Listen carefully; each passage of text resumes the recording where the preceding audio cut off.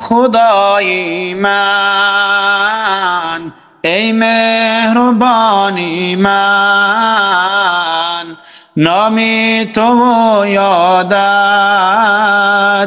آرام جانی من.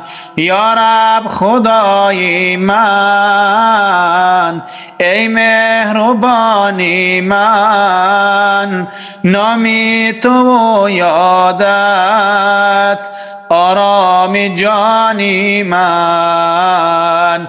ای خالقی یکتا ای خوب و به همتا، هر جا گذر کردم دیدم نشانت را. هستی از آن تو ای محوی دلارا،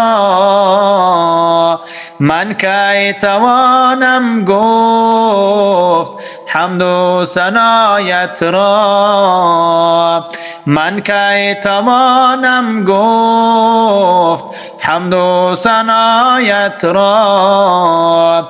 تو خالقی دشت و کوه و بیابانی، رحیم و رحمانی خدای سبحانی.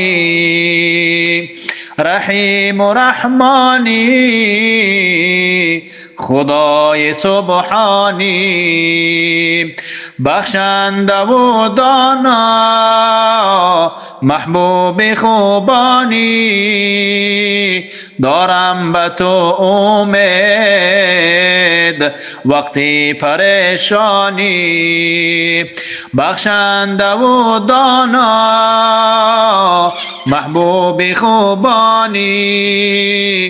دارم به تو امید وقتی پریشانی. ای خالقی منان خدای انس و جان، پرورده ای ما را از لطف و از احسان.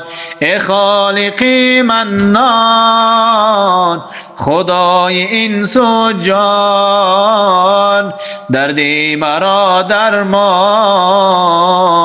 رنجی مرا پایان. دردی مرا درمان رنجی مرا پایان.